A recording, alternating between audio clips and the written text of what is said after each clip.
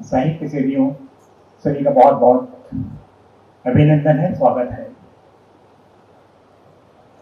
तृतीय दिवस आज हम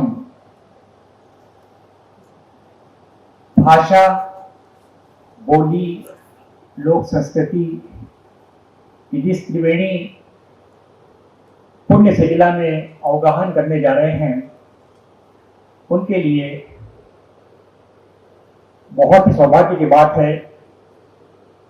ये हमारे सौभाग्य की बात है कि हमारे इस अवगाहन के लिए हमारे बीच आज पधारे हैं प्राच्य विद्या अलंकरण रत्नाकर जंगम साहित्य अकादमी से पुरस्कृत और भागवत पीयूष तथा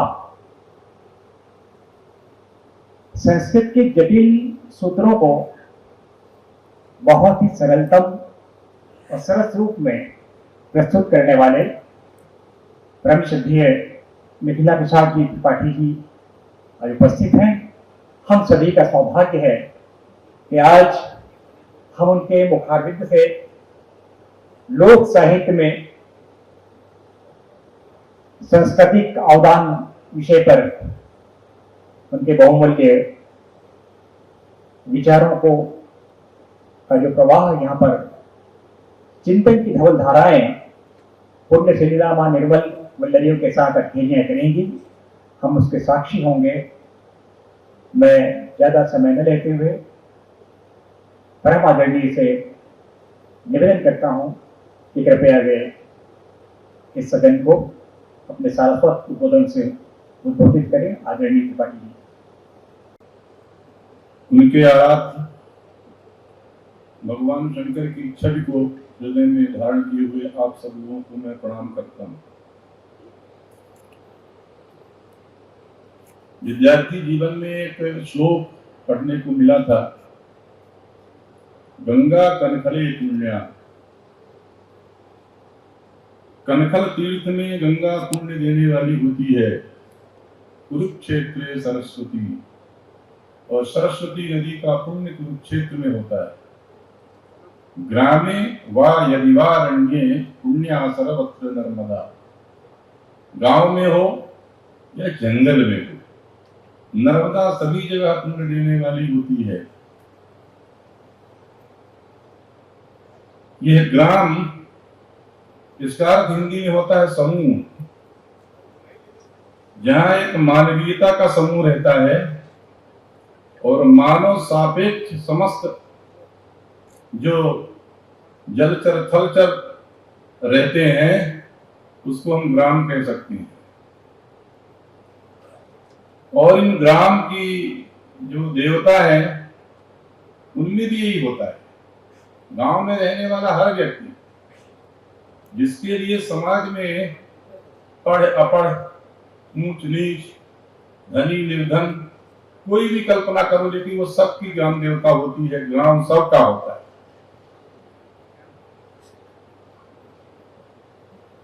और अरण्य, कभी हम शांति प्राप्त करने के लिए गांव को छोड़ करके, समूह को छोड़ करके एकांत में चिंतन करने के लिए अरण्यों में जाते हैं। वहां अरण्यक लिखे जाते हैं।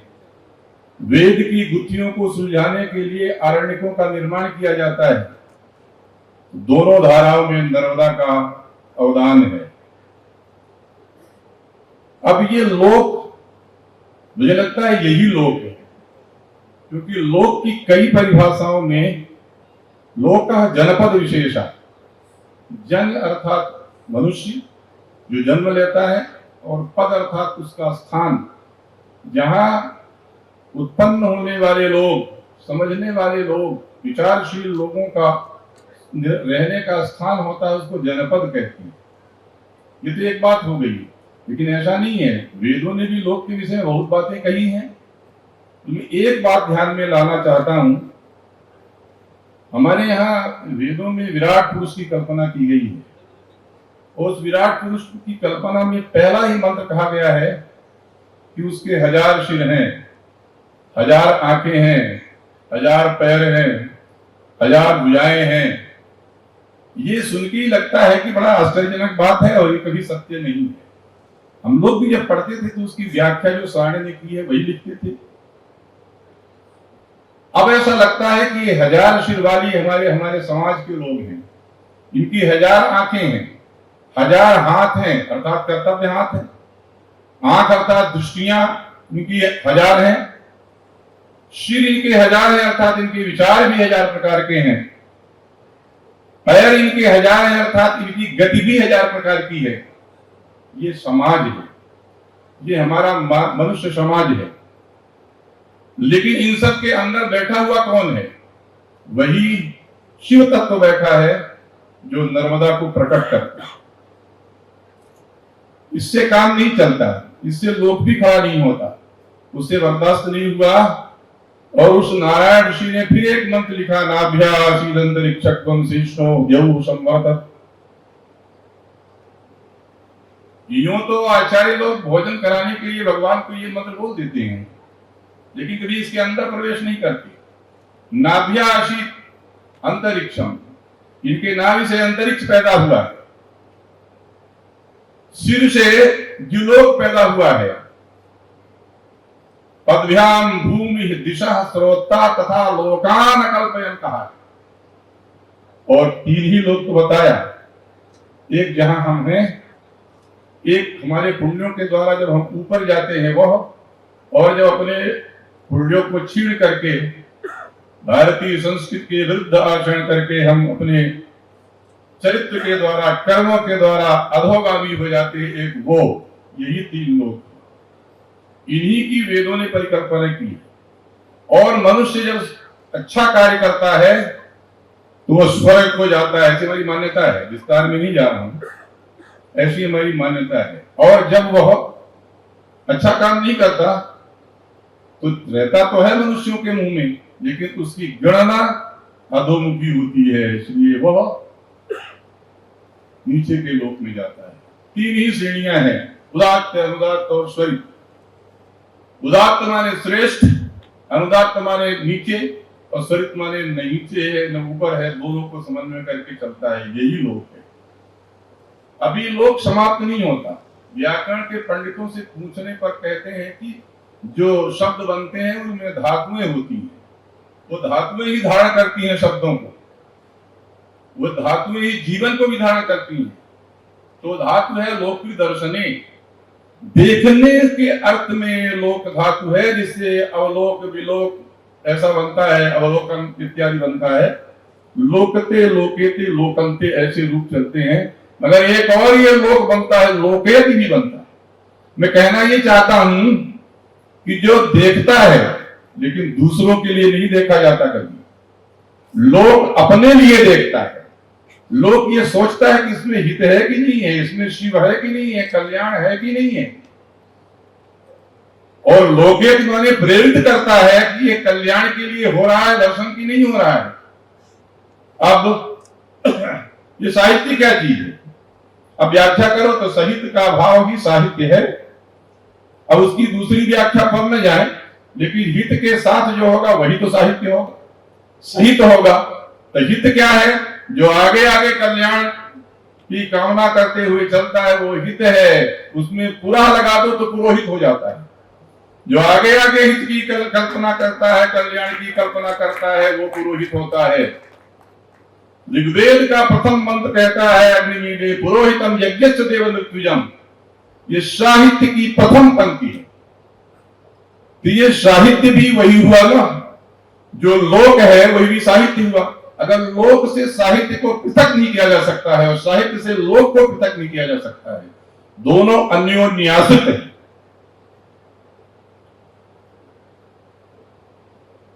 तो जो साहित्य है, यहां आने का मुझे भी बहुत लाभ हुआ है। हम लोग संस्कृत वाले वही पाणिनि के बनाए हुए सूत्रों के अंदर रहते हैं और उन्हीं सूत्रों के माध्यम से सारे शास्त्रों की बात करते हैं।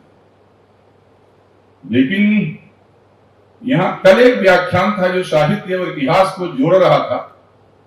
उससे ऐसा लगता है कि हम साहित्यकार बहुत अच्छा काम कर रहे हैं। ध्यान रखिए, हम साहित्यकार तभी अच्छा काम कर सकेंगे जब हमारा साहित्य लोक हित के लिए होगा, कल्याण के लिए होगा, नहीं वो साहित्य नहीं होगा साहित्य। अब ये जो साहित्य हम लिखते हैं, कोई भी कवि बन जाता है। हमारे यहां उसी ऋग्वेद के अग्नि सूक्त में पहले में कहा गया है, अग्निर्होता कविक्रतुः सत्य चित्र समस्तम। ये अग्नि क्या है? ये आपके अंदर का तापकंप क्या है? यह ऊर्जा क्या है? यह चेतना क्या है? इसी चेतना से, इसी ऊर्जा से, इसी देश हित की, राष्ट्र हित की, कल्याण की कल्पना करने से जो सविधाएं इकट्ठा होती हैं, उनकी जो ऊर्जा अग्नि बनती है, उसमें हमारी भावनाओं का, विचारों का जब हवन किया जाता है तब यज्ञ होता है। ये सब प्रतीक हैं। तो होता तो अग्नि होता है, अर्थात जब आपको ऊर्जा होती है, जब किसी कवि को ऊर्जा होती है तो आह्वान करता है। होता माने बुलाने वाला। कैसे बुलाता है भाई? कहा कवि बन के बुलाता है, मंत्र बनाता है कवि। कवि क्या है भाई? कवयः क्रांतदर्शिनः। कवि यहां बैठा है और यहां से बाहर की बात देख लेता है और करता है। क्यों भाई करता है? लोक यहां भी है, लोक वहां भी है, संवेदना यहां भी है, संवेदना वहां भी है। वो संवेदना जब किसी कवि के, रचनाकार के अंतस को इतना उद्वेलित करती है कि वो शब्दों के माध्यम से फूट पड़ता है तो कविता बन जाती है। और उस कविता के द्वारा आवाहन करता है तो कहा अग्निर्होता कविक्रतुः सत्यः। अब ये कहता है, ये सत्य क्या है भाई? साहित्यकार की जो निष्ठा है, साहित्यकार की जो आस्था है, अगर सत्य में नहीं होगी तो साहित्य साहित्य नहीं होगा। हमारे मध्याह्न की और सायंकाल की और प्रातः काल की संध्या में सत्य का ही आराधन करते हैं। और ये जो सत्य है, कवि का धर्म यह है कि सत्य को शिव बना करके उसको प्रस्तुत करे। लेकिन प्रस्तुति सुंदर होनी चाहिए, तब न सत्यम शिवम सुंदरम होगा। अब यहां काव्य के अनेक प्रकार के अंगों की विवेचना की जाती है, लेकिन न सत्य की चिंता, न शिव की चिंता, न सुंदर की चिंता। इन सत्य और शिव और सुंदर को लेकर के कवियों ने रस बनाया, छंद बनाया, अलंकार बनाया, सब इसी के लिए बनाया। वही सत्य के लिए है, अरे रस सत्य के लिए है। तो ये रस होता कहां है भाई? तो कहा ये रस के लिए भरत से पूछा कि रस की परिभाषा बताओ, तो कहा मेरे पास कोई परिभाषा नहीं। व्याकरण वालों से पूछा कहा रस जो गमन अर्थ में धातु होती है उससे बनता है। तो उपनिषदों से पूछा तो उपनिषद में, तैत्तरीय उपनिषद में कोई बात नहीं बनी। कहा रसो वैसा, वह रस है जिसको खोजते खोजते कवि का जीवन खत्म हो जाता है और रस के लिए पड़ा रहता है कि रस मिले, रस मिले, मिलता नहीं। तो भरत ने क्या कहा? रसाकस्मात् आस्वाद्यत्वात्, आस्वादन करने से रस होता है। अब यह आस्वादन करने से क्या अर्थ कौन जाने? जिसको आस्वाद मिला वो जानता है, दूसरा नहीं जानता। उसने और कहा विभावानुभाव व्यभिचारी संयोगात् रस निष्पत्ति। विभाव अनुभाव व्यभिचारी भाव के संयोग से रस की निष्पत्ति होती है। ये भाई विभाव अनुभाव व्यभिचारी भाव कहां होते हैं? ये लोक में होते हैं कि शास्त्र में होते हैं? शास्त्र में कुछ नहीं होता, लोक में ही सब कुछ होता है।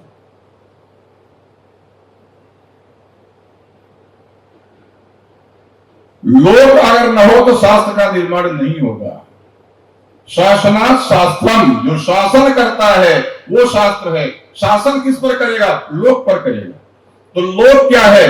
जिस लोक को देख करके, सुन करके, समझ करके, पच करके, पचा करके कोई कभी कोई रचनाकार कुछ लिखता है। लोक न हो तो कुछ नहीं लिखेगा।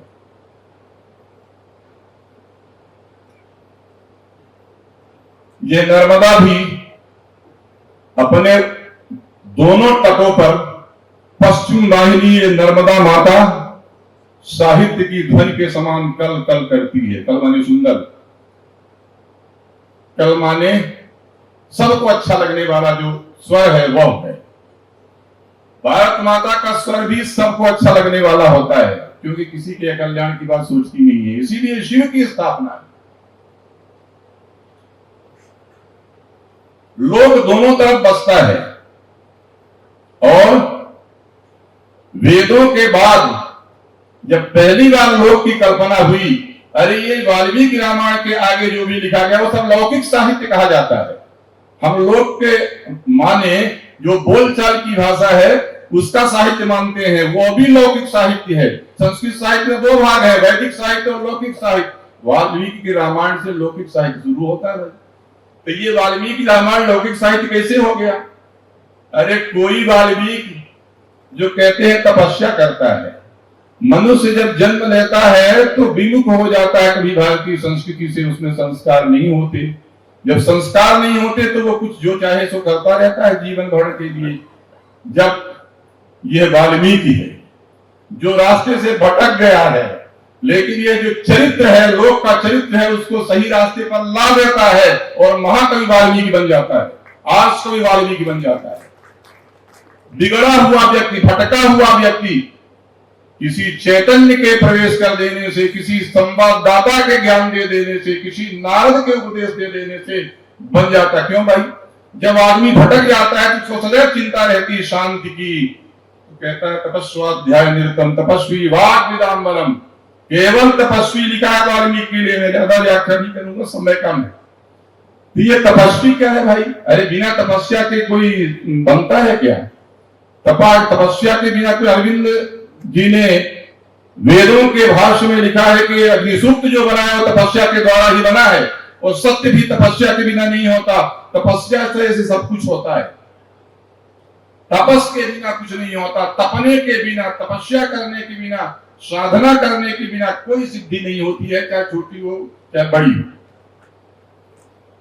कहता है, पहला प्रश्न है उसका, पूर्णस्मिन् सांप्रतम लोके, आगे के श्लोक नहीं सुना था। अस्मिन माने ईश, लोके माने संसार में, कौन है ऐसा आदमी? सांप्रत माने वर्तमान के समय के कहता है, और इस माने जो दिख रहा है इसमें कहता है कि आज भी प्रासंगिक है, तब भी प्रासंगिक था। तब वाल्मीकि को चिंता थी, आज किसी को चिंता नहीं है। लेकिन जितने व्याख्यान सुने गए उसमें लगता है कि हम सबको चिंता करनी चाहिए। तो सांप्रतम लोके, तो लोक ही चिंता का विषय हुआ ना, किसी लोक की चिंता कर रहा है। वेद की बात तो हो गई, ऋषियों ने अपना काम कर दिया, उन्होंने यज्ञ यजन की संस्थाओं को, वैदिक संस्थाओं को स्थापित कर दिया है। लेकिन लोक क्या करेगा भाई? लोक में तो दोनों प्रकार के लोग होते हैं, इसमें ब्राह्य भी होते हैं, इसमें दस्यु भी होते हैं, और इसमें परंपरा के पालक भी होते हैं। लेकिन इस पालन करने वाले लोगों के विरोध में खड़े होने वाले लोग होते हैं। एक हमारी सनातन संस्कृत की धारा है और उसके समानांतर दूसरी धारा चलती है जो उसका विरोध करती है, आज भी हो रहा है। लेकिन वो कहते हैं कि हमको एक व्यक्ति का नाम बताओ, हमको ऋषि नहीं चाहिए, ऋषिकाएं नहीं चाहिए। ऋषियों के सूक्त पढ़ दिए हमने, सब उपदेश सुन लिए, लेकिन एक अदद व्यक्ति चाहिए जिस व्यक्ति के गुणों को देखकर, आचरण को देख करके कम से कम संसार में पैदा हुआ व्यक्ति मनुष्य तो बन जाए। नारद ने कहा कि तुमने जितने गुण पूछा है, 16 गुण वाला व्यक्ति पूछा था, कहा ऐसे गुण तो नहीं मिलते, लेकिन कुछ गुण वाले व्यक्ति का नाम मैं बताता हूं। 60 गुण वाले व्यक्ति का नाम बताया, लेकिन ध्यान दिला रहा हूं आपको। उन्होंने कहा कि इक्ष्वाकु वंश प्रभव, कोई देवता नहीं है, कोई स्वर्ग से आयातित व्यक्ति नहीं है, कोई अवतार नहीं है। इक्ष्वाकु वंश प्रभव, इक्ष्वाकु के वंश में पैदा हुआ और इसी संसार में पैदा हुआ। नाम क्या है? कहा रामो नाम, नाम उसका राम कहा जाता है। कहां पाए? वेदों में लिखा है क्या? अरे मंत्र रामायण लिखा है, नीलकंठ सूरी ने छाट करके मंत्रों का अर्थ बताया है व्याकरण के सूत्रों के अनुसार। तो सीधे सीधे उनका अर्थ राम फर्क नहीं लगता है। मैं ये नहीं कहता हूं कि वेदों में राम कथा नहीं है, जो मानते हैं उनको मैं नमस्कार करता हूं, लेकिन ये इन्होंने तो कहा कि रामो नाम कुतः, कहा जनई ही सुतः, जनता के द्वारा सुना गया है। तो किया बहुवचन है, जनई का अर्थ होता है जनता के द्वारा, सुता माने सुना गया है, लिखा पढ़ा नहीं है। वाचिक परंपरा लिखी हुई होती है क्या? नानी और दादी के गले से निकलने वाले, कंठ से निकलने वाले वो छंद, जिनकी धुन भी स्वतंत्र होती है, कई धुन नहीं बांधी गई है, वो लोक की धुन होती है, उसी परंपरा में प्राप्त होती है। वे शब्द भी उन्हीं के होते हैं, उन शब्दों में अंतरित जो संस्कृति भी है उन्हीं की होती है। ये वाचिक है, ये लिखी हुई नहीं है। तथा श्रुतः अर्थात शुद्ध परंपरा की है। दोनों बराबर परंपराएं चलती थी। एक तो वेदों को श्रुति परंपरा कहते थे, एक लौकिक साहित्य की भी श्रुति परंपरा थी। उसी श्रुति परंपरा से राम सुना गया है। मुझे दृढ़ विश्वास है कि ये हमारी माताओं बहनों के कंठों से गूंजने वाला जो स्वर, जो शब्द, उसमें राम की कथा थी। वहां से वाल्मीकि ने लिया। लेकिन कहते हैं वाल्मीकि की कथा बताई किसने? कहा चतुर्मुख ने बताई। चतुर्मुखो ब्रह्मा, प्रजापति नाम दिया। ये चतुर्मुख ब्रह्मा कौन है भाई? कहा कोई बुढ़ा आदमी है और दाढ़ी वाड़ी रखाए रहता है, उसको ब्रह्मा कहते हैं। वही है। कहा नहीं, ऐसा नहीं है। ब्रह्मा माने होता पिता, पिता माह होता है, अर्थात पिता कभी मरता नहीं है। एक पिता मरता है, दूसरा पिता आ जाता है। पिता तो एक पदवी है, दुनिया में पिता को कोई अलग नहीं कर सकता है। कहा ये पिता है। जब पिता अपने संतान की रक्षा करने के लिए पूर्व की दिशा की ओर देखता है तो एक मुंह होता है, चारों दिशाओं की ओर देखता है तो चार मुंह हो जाते हैं। चारों दिशाओं से अपने संतान की लोक की रक्षा करने के लिए जो शास्त्र को देता है, जो ज्ञान को देता है, जिस राम को बताता है, वो ब्रह्मा है। उस वाल्मीकि को कहता है जो धरती की तपिश को झेलता है। धरती कहते हैं इनके दीमक हो गई थी। अरे धरती में खाक छानता हुआ, धूल छानता हुआ व्यक्ति जो घूमता है, उसी को धूल होती है, उसी को मिट्टी चढ़ती है। जिसको धरती माता की धूल ने आच्छादित कर दिया है वो वाल्मीकि होता है। उससे कहते हैं कुरु राम कथाम दिव्याम, ऐसी कथा करो जो वेद की न हो, लोक की। मैं विस्तार नहीं करना चाहता। संकेत दिया है कि सारी राम कथा लोक की कथा है। लोक नायक राम है, राष्ट्र नायक राम है। लेकिन और जोड़ना चाहता हूं, अर्धनारीश्वर भगवान ने तो संदेश दे दिया है कि हम दोनों एक हैं।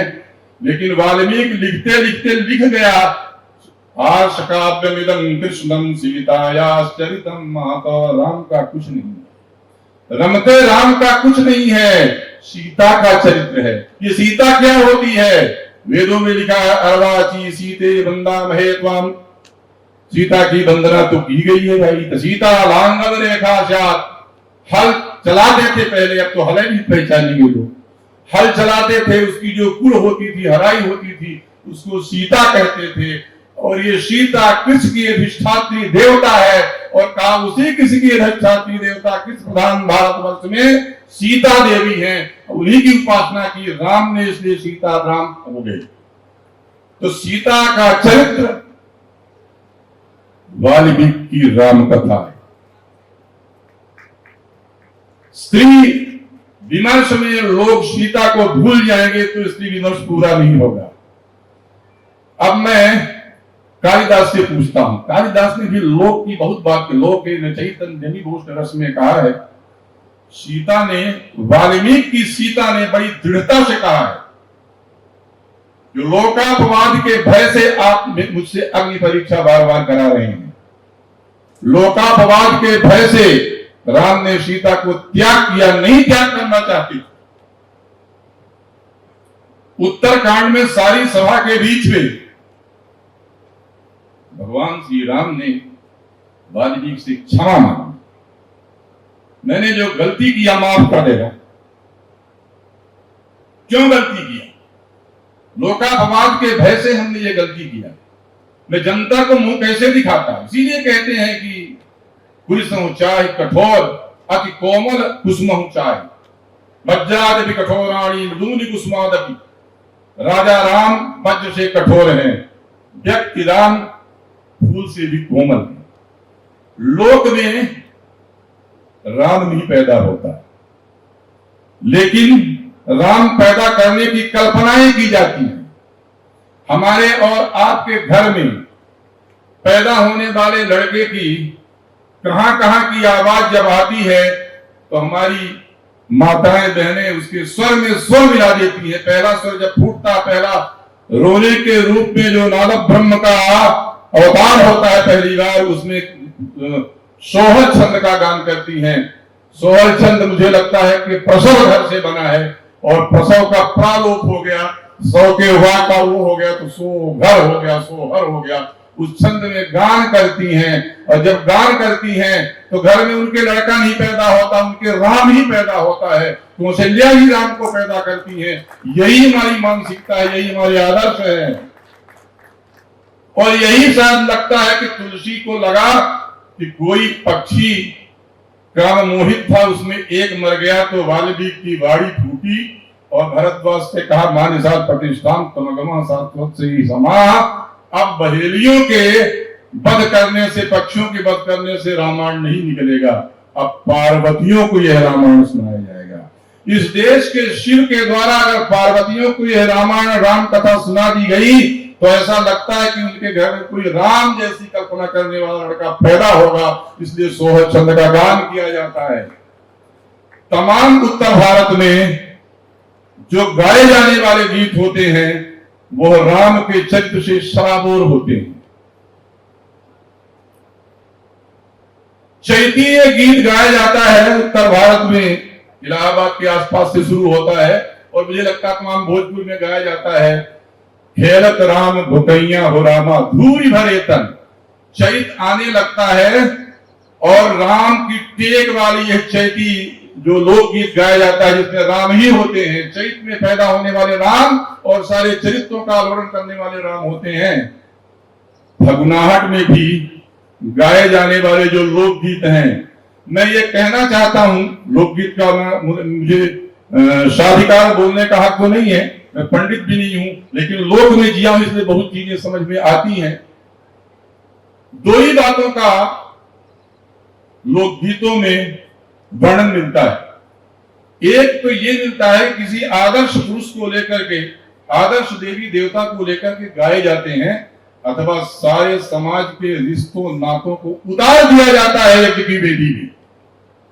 कोई भी गीत होगा उसका टेक एक होगा, लेकिन फिर वो काका पापा पापा और वो आजा और भाई और मामा और बुआ सब आ जाते हैं, उसमें नाम बदलते जाते हैं। जैसे संकल्प बोलने में जो पंडित जी को संकल्प याद होता है, नाम भरते जाते हैं, बाकी सब जो कहते रहता है। वैसे ही लोक गीतों में संबंधों के नाम को जोड़ करके सारी कल्पनाएं उसी प्रकार की जाती हैं और जन्म से लेकर के अंतिम संस्कार तक गाए जाने वाले गीत, अंतिम संस्कार में क्या कहूं कि रोने के समय भी स्त्रियां और जाने के समय भी जो नाम लिया जाता है वो राम नाम ही सत्य होता है, और गाने के रोने के समय भी स्त्रियां कोई नाम नहीं लेती हैं, अपने राम को ही रोती हैं, उनका ही राम हुआ है और कोई नहीं है।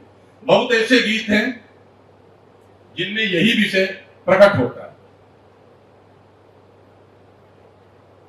जब सीता को छोड़ करके, कालिदास की सीता को छोड़ करके लक्ष्मण चलते हैं तो सीता ने रोक करके कहा, वाच्य स्वया मदवचना स राजा, मेरे कहने पर उस राजा को बोल देना, वहनम विशुद्धाम अभी तक परीक्षे, तुझे तो आग में परीक्षण कर लिया था, सारे कलवश हमारे जल गए, फिर भी मामलोकवाद श्रवणादहासी श्रुतस्य किंत सदिशंकुलस्य।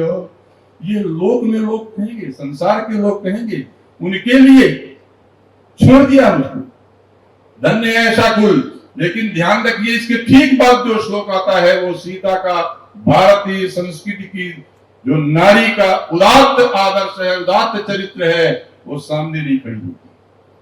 कहती है कि साहम ऐसी मैं सीता सूर्य की ओर नजर लगा करके तपस्या करूंगी,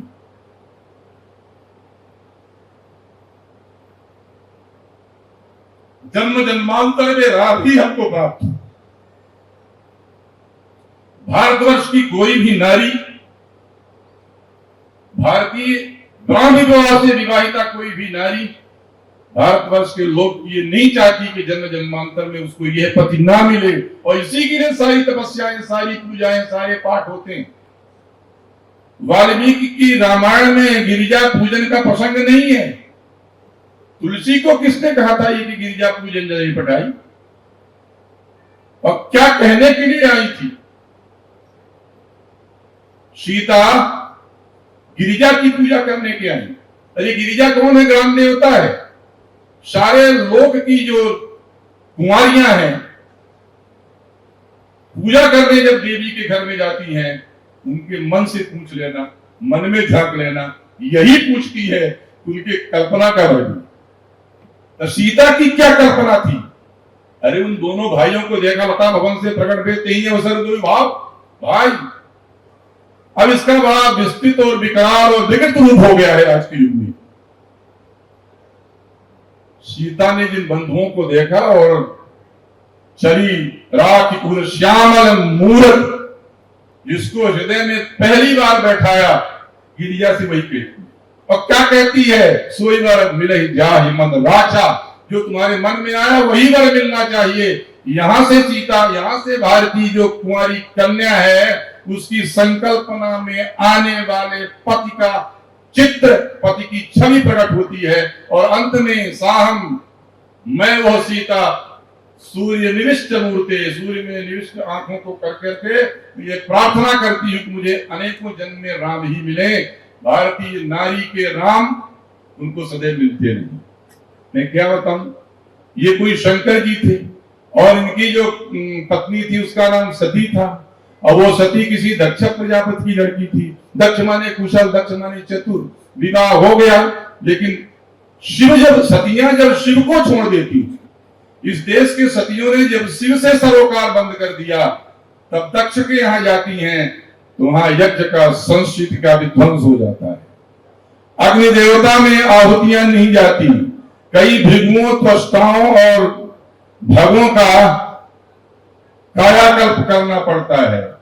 चतुराइयों के उसके सिर को काट के हवन कर दिया गया कि जो यज्ञ करेगा संसार में, लोक में जो यज्ञ करने की परंपरा है ना, वो इसलिए है कि हम दिखाएं कि हमने इतना यज्ञ किया है। तो कहा ऐसे यज्ञ करोगे ना तो कोई आएंगे वीरभद्र और तुम्हारा सिर अर्थात तुम्हारी ये मैं की जो बुद्धि है ये अग्नि कुंड में चली जाएगी। इसलिए अहंकार को छोड़ना ही दक्ष का उसके कुंड में विसर्जन।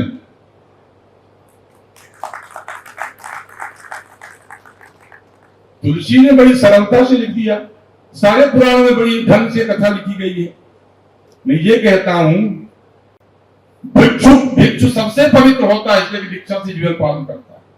समाज के लिए ये उदाहरण प्रस्तुत करने के लिए भारतीय संस्कृति के मानक है संस्कार। सब बातों को नहीं, कुछ कुछ बातों को मैं स्पर्श करके संकेत करना चाहता हूं, आगे आप उसमें प्रवेश करेंगे तो समझ में आ जाए। एक गीत मैं जब प्रवास करता था तो हम लोकगीत ही सुनते थे। मुझे लोकगीत याद नहीं है, फिर उसका विषय याद है। वो लोकगीत कहता है कि हमारे बेटी की शादी कैसे होगी, बनिया नहीं होगा तो गुड़ कौन देगा, तेली नहीं होगा तो तेल कौन देगा, दर्जी नहीं होगा तो कपड़ा कौन देगा। सारे समाज के अंगों का उच्चारण करती हुई गीत करता हुआ वो गीत ये कहता है कि जब सब इकट्ठा होंगे, आजकल पैसे सब इकट्ठा कर लिए जाते हैं, उन दिनों का ये संस्कार गीत ये कहता है कि समाज में रहने वाले हर व्यक्ति से हर एक वस्तुओं को लेकर के कन्या का विवाह होता था। अर्थात विवाह एक लड़की माध्यम थी, पूरे गांव का रिश्ता होता था और बारात इसलिए आती थी कि उनके सब लोगों के साक्षी में होता था, तो समाज का मिलन होता था। अर्थात यहाँ सारे समाज के लोगों का एकत्रीकरण, सारे समाज की लोगों की सभ्यताओं को एक साथ बैठा करके संस्कृति को केंद्र में रख करके ये कहना कि राष्ट्राय स्वाहा इदम राष्ट्राय नमः, ऐसे राष्ट्रभित होम है। विवाह कराने वाले पंडितों से पूछना, उसमें राष्ट्रभित होम किए जाते हैं और उसमें पहला यही मंत्र है इदम राष्ट्राय स्वाहा।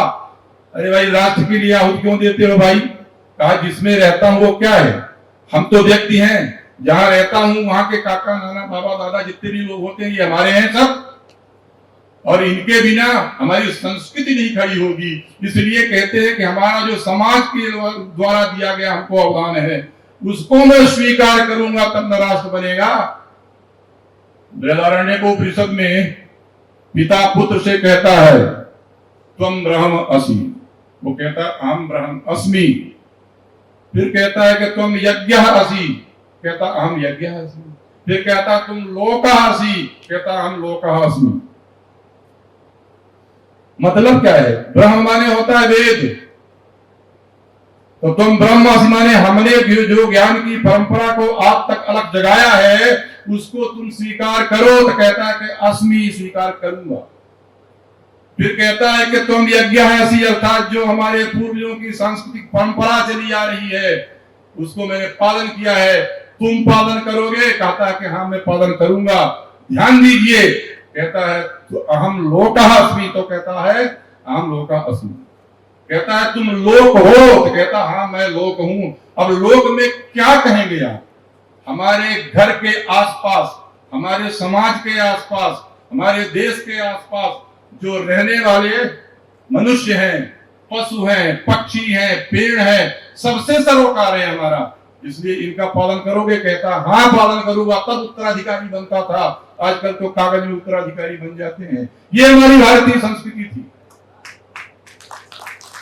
अब आप कह दो कि नहीं पेड़ पौधे से क्या लेना देना है? हमारे यहाँ जब कोई शुभ काम होता है सबसे पहले हम मिट्टी खोदने जाते हैं, कहते खल मट्टी हो रही है। पूछिए कोई पंडित उन किन मंत्रों का पढ़ता है, किन मंत्रों को पढ़ता है? धरती की माता की पूजा होती है, भू रसी, भूमि रसी, तिथि रसी, ये सब कुछ तुम ही हो। अदिति, तुम अदिति हो। पंचजना अर्थात पंचजन माने ब्राह्मण, क्षत्रिय, वैश्य, शूद्र और बचे हो। ये 5 जनों का समुद्र है। भगवान श्री कृष्ण के हाथ में पांचजन्यम ऋषिकेशो देवदत्तम धनंजया, 5 जन्य शंख बजाया जाता है ताकि देश की 5 प्रकार की जनता सुख में हो। सम कल्याणम खनतीति शंखा, सब 5 प्रकार की जनता, सारे राष्ट्र की जनता का कल्याण होने वाला शंख श्री कृष्ण बजाते। तो ये जो धरती माता को खन के लाते हैं, उनकी पूजा करके लाते हैं ताकि हमारे घर में जो संस्कार हो रहा मंगल हो। मैं ये भी कहना चाहता हूं कि जो गीत तो आपके पास हैं, लेकिन जो ये मंडप होता है उसमें वनस्पतियों को ले आता है। जब ना किसी पेड़ से वो वनस्पति मांग के लाता है, लेकिन जब मंडप बनता है तो आचार्य आते हैं, सारे मंडपों के स्तंभों की पूजा होती है, सारी डगालों को काट के लाइन से प्रार्थना की जाती है कि मैंने तुम्हारे जीवन को अपने जीवन के लिए न्यौछावर किया है, इसलिए मुझे माफ करना, क्षमा करना, नहीं तो मंडपाच्छादन की पूजा क्यों? ऐसे तमाम हमारे संस्कारों में प्रकृति से हमारी जो कृतज्ञता है, कृतज्ञ का निवेदन करने के लिए हम उनसे बात करते रहते हैं। मैं माली जी के गीत नहीं आते, निमाड़ी के गीत यहीं पर मैं लिख के लाया, तो मुझे लगता है कि 35-40 मिनट हो गए हैं। मैं उनको कागज में लिखा हूं तो सुनाऊंगा, आपको याद है। मुझे लगता है आप उन पर विश्वास कर लेना।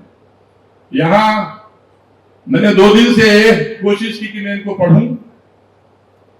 उत्तर भारत में भी नीम की पूजा होती है नवरात्र में। हम लोग बचपन में पूछते थे कि नीम को क्यों पानी चढ़ाते हैं, उसमें क्यों घी तेल सब कर रहे था कि ये शीतला माता है। गांव में एक बीमारी होती थी चेचक की, वो सब जगह होती है, यहाँ कम होने लगी है।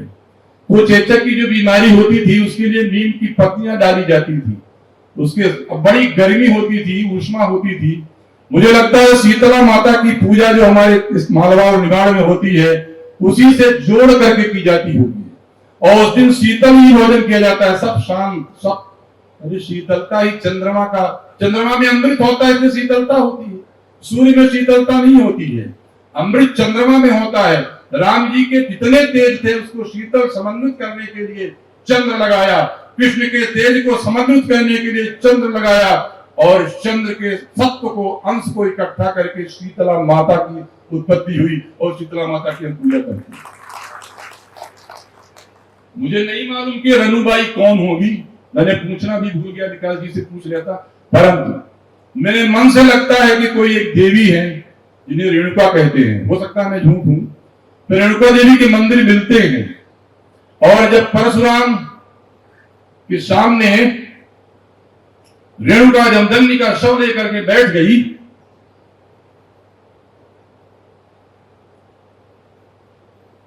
परशुराम ने प्रार्थना किया, मां मेरे लिए,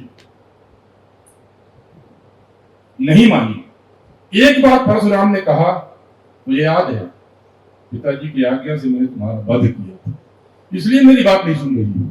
तत्काल उठाई, गले से लगाया। जहां जहां रेणुका मंदिर होते हैं परशुराम मंदिर भी होते हैं, दक्षिण भारत में अधिकतर पाए जाते हैं। परशुराम की अनेक कथाओं में महाराष्ट्र में कथाएं शुरू होती हैं, समग्र दक्षिण भारत तक। आप लोगों को मालूम है देश का निर्माण परशुराम जी ने किया। मुझे लगता है कहीं न कहीं ये रनुमा, रनुबा उसी का प्रतीक हो। ये जो संज्ञा है ये गोबर की पूजा, गोबर से संध्या माई की पूजा, ये गोबर ही तो हमारी गोमय बसते लक्ष्मी, ये लक्ष्मी तो गोमय में ही निवास करती है। ये गोवंश का, अरे दिलीप ने गाय की सेवा करके अपना वंश चलाया। न जाने गाय के विषय में तो पुराण लिखे गए, मैंने तो एक लड़के से वो पीएचडी भी करवाई, बहुत चीजों को संग्रह भी करवाया, अनेक अनेक बातें हैं गोमय में ही बनती है, उसी की प्रार्थना नवरात्र में ही क्यों, कभी कभी दूसरे महीने में भी आती हैं। संध्या माता के समय आप लोग और अधिक जानते होंगे। और सारी तिथियां तो एक जैसी ही है। मैंने देखा कि होली होती है तो सबके घर में वही ब्रज में रसिया का गीत जो होता है वो यहाँ भी होता है, और होली खेले रघुवीरा वध में पता नहीं कैसे चालू हो गया और सब जगह गाती है। मतलब ये कि हमारे जो संस्कार हैं सब राम और कृष्ण के आदर्श में चलते हैं, प्रयास करते हैं कि हमारे घर का बालक राम बने, कृष्ण बने। लोक के जो सारे गीत हैं वो इन्हीं को केंद्र में रख करके गाए जाते हैं, मगर उन गीतों में भी यही बात कही जाती है। एक, अब शायद नहीं होता, पहले जब शुभ काम होते थे तो पूड़ियां बनाई जाती थी और गांव की औरतें पीढ़ा और बेलन लेके आती थी, पूड़ी बनती थी। बहुत गीत होते हैं, भोजन के समय भी गीत गाए जाते थे। मुझे बहुत गीत एक एक लाइन याद आते हैं। तो गीत कहता है कि सिया ऐसी सुंदर नारी रमैया संग बन को गई। सीता जैसी सुंदरी नारी राम के साथ बन को चली गई। जब वो बन को गई, अब आगे गीत बदल जाता है। उलट निहारे श्री राम, लौट कर श्री राम जी देखते हैं कि उनकी आजी रोवत खड़ी, उनकी दादी रोती हुई खड़ी है। तो राम जी ने कहा कि आजी को समझा देना कि धीरज धारण करके रहें। अब फिर आजी के बाद सारे रिश्ते उसमें आ गए। कहने का अभिप्राय यह कि गई तो सीता बन को, राम बन को गए, लेकिन आजी, दादी, नानी, बाबा, काका, पिता, माता, ये सब आ जाती। सारे गीतों की यही कथा है। भोजन करने बैठते हैं तो लगभग उत्तर भारत में गीत गाया जाता है, जय बोलो सीताराम, जय बोलो सीताराम अवध मंदिर। सीताराम की जय अयोध्या में ही बोली जाती है। सारा आंगन अयोध्या हो जाता है, सारे बराती दशरथ और राम हो जाते हैं, उन्हीं की जय बोली जाती है। और ये कहा जाता है कि सोने के थाली में जेवन और चांदी के करोले में जल इत्यादि और पान बीड़ा लगाया। और जेते कौन है, जेवन कौन करता है? वही श्री राम, वही सीताराम, वही दीनानाथ, वही भगवान। ये क्या है? ये लोक ने संस्कृति को जागृत मूर्तिमान खड़ा कर दिया है। अमूर्त को मूर्त रूप देता है लोक। लोक भी मूर्ति रूप है, लेकिन अमूर्त को भूलता नहीं है। यही निर्गुण से सगुण है, यही साकार से निराकार है, यही निराकार से साकार है। नर्मदा का जो रूप दिखता है वो साकार है, लेकिन इसका जो निर्गुण रूप है, निराकार रूप है, वो तत्व का है, देवी का है, शक्ति का है, जिसमें सब समाहित है, कोई भेद नहीं है। नर्मदा का जल ही साहित्य है, जिसको कोई इसका प्राशन करता है, कोई पास में आता है। मनुष्य कितना भी प्यासा हो तृप्त होता है, पशु पक्षी सब तृप्त होते हैं। जड़ों में पानी पेड़ों के जाता है। साहित्य सबको तृप्त करता है। जो भी पढ़ता है, जो सुनता है, जो सोचता है, जो समझता है, जो चिंतन करता है, नर्मदा के जल के वहां सब साहित्य पवित्र करता है। इसीलिए भरतहरि ने कहा था, जयंती तेसुकिनो रस उन कवियों की जय हो। नास्ति येषाम् यशः काये जरा मरणजं भयम्, न बुढ़ाते हैं न मरते हैं। ऐसे साहित्य को मैं प्रणाम करता हूँ। मैं बहुत न्याय नहीं कर पाया हूँ, लेकिन जो कुछ था, जो कुछ आपकी प्रेरणा से बोल सका, सबको नमस्कार, धन्यवाद। मैं साहित्य के राष्ट्र देवता को नमस्कार करता हूँ। हम लोग जो पढ़ने लिखने का ढोंग करते हैं, सबसे पहले सत्यानाश अपनी बोली का ही करते हैं। हम अनेक घरों को जानते हैं जिनके घर के लोग बच्चों को खड़ी हिंदी बुलवाते हैं, नहीं तो अंग्रेजी बुलवाते हैं। उनके पूर्वजों से, परंपरा से प्राप्त होने वाली जो बोली है, जो वाणी है, कुछ की मैं प्रशंसा करता हूं। जो सुदूर भारत के देश से यहाँ आकर के रहते हैं, लेकिन घर में जैसे ही प्रवेश करते हैं उनकी बोली में ही बात करते हैं। हमारी बोलियों का साहित्य इतना समृद्ध है कि मैं नहीं जानता कि दुनिया में कोई व्यक्ति ऐसा हुआ है कि बोलियों के सारे साहित्य को इकट्ठा कर सके।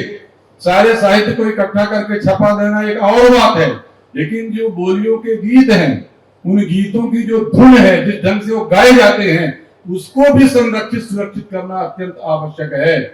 ध्यान रखिए, हमारी बोलियों में जो लिखा जाने वाला साहित्य है, उस पर हमें सदैव ध्यान रखना चाहिए कि ये साहित्य हो, ऐसा साहित्य हो जो सबके लिए हो। तुलसी अभी भी जिंदा है, अवधि में नहीं लिखा था।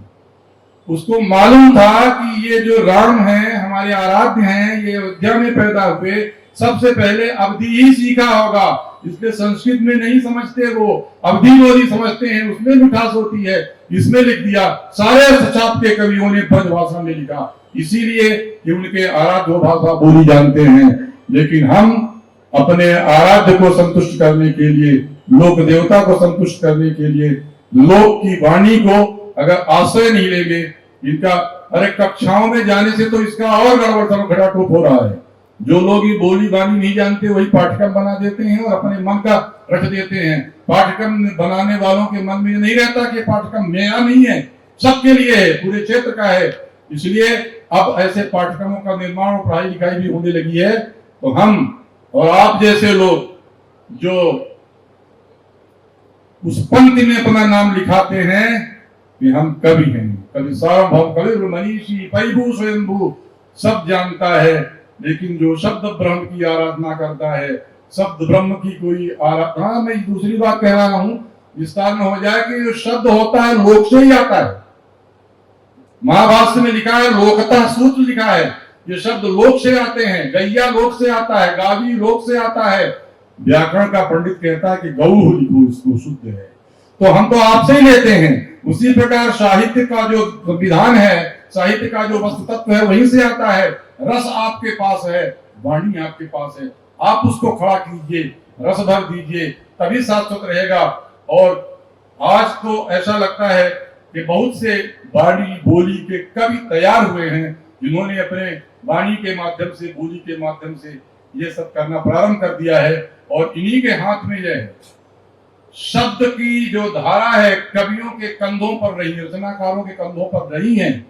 लेकिन इसको जो कविता है, ये जो बानी है, ये बोली है, इसकी बानी माने बान भी होता है, आदत भी होती है, जो हम उठते ही बोलते हैं, जिसमें हम गाते हैं, जिसमें हम हंसते हैं, वही मेरी मातृभाषा है। उस माध्यम के द्वारा हम लोगों को सचेत करना सीखें, ताकि हमारी तुलसी को सब पढ़ते हैं, अवधि में है, समझ में आए चाहे ना आए। बहुत चीजें ऐसी हैं कि हम लोग अवधि के निकट के हैं, लेकिन नहीं समझ पाते। छवि दीप सिखा जो बराई का पूछो, दिमाग खराब हो जाता है। अनेक लोग ऐसे हैं। ऐसी आपकी अगर सशक्त रचना होगी, समर्थ रचना होगी, और करिए जिससे सब लोग उसको समझे, सुने, तभी उसकी रक्षा होगी। ये तो अमर बेल है, इसको कोई कितनी भी कोशिश करे, ये कहीं नहीं जाएगी। नर्मदा की धारों के समान ये बोलियां, वानियां सदैव रही आएंगी, इनको कोई तोड़ नहीं सकता। जब तक इस देश में मानवीयता है, जब पहला मनुष्य पैदा हुआ होगा, तब ये लोक भाषा खड़ी हुई होगी, तब से लोक साहित्य बन रहा होगा। आज भी बनेगा, आगे भी बनेगा। संभ्रांत भाषाओं की बात मैं नहीं करता, लेकिन बोली वाणी का साहित्य अमर है, अजर है, इसकी चिंता न करें, मुझे ऐसा लगता है।